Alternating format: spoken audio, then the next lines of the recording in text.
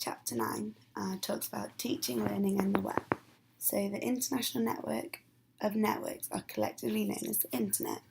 The internet is something I knew about before reading this chapter because it's something that me, my fellow peers, my parents, family, everyone uses the internet every day.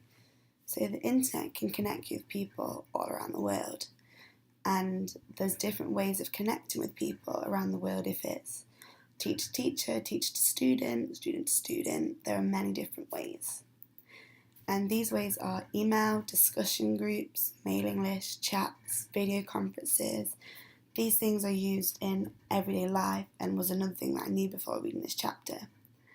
As I continue the path to teaching, I'll continue to use these communications, especially video conferencing, and mailing lists, because as a teacher that is something you would do more.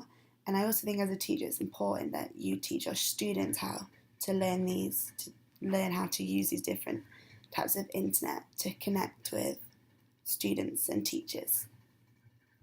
So the chapter discusses the use of the web browser and the functions and how the functions are used and how to enter a URL. But nowadays you don't need to be aware of the exact input of a URL because you can just type in the keyword that you want to search, press enter, and you can find which page you want and it gives you the URL. And if you ever need to report back to that, there's ways on the internet that can add the page to your address book and you can copy and paste the URL. So there are many different ways to find what you're looking for than knowing the exact URL to put into the internet search bar. So the chapter also discusses academic portals, which are such as like federal resources and then Wikipedia sites.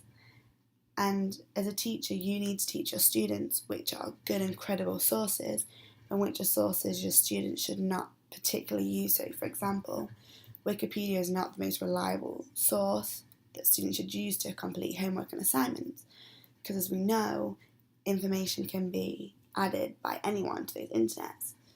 So in school, you should influence your students to use federal sources like databases, articles, journals. These are really credible work sources by researchers, got citations, and these are what your students should be using to complete homework. The chapter also talks about the challenges and negative challenges and opportunities of using websites. So it talks about evaluating the websites and talks about, is the website credible? So again, this is you being able to recognise what's a credible source and what isn't. So when you type in your keyword into the search bar, hundreds and hundreds of hits will come up under that search.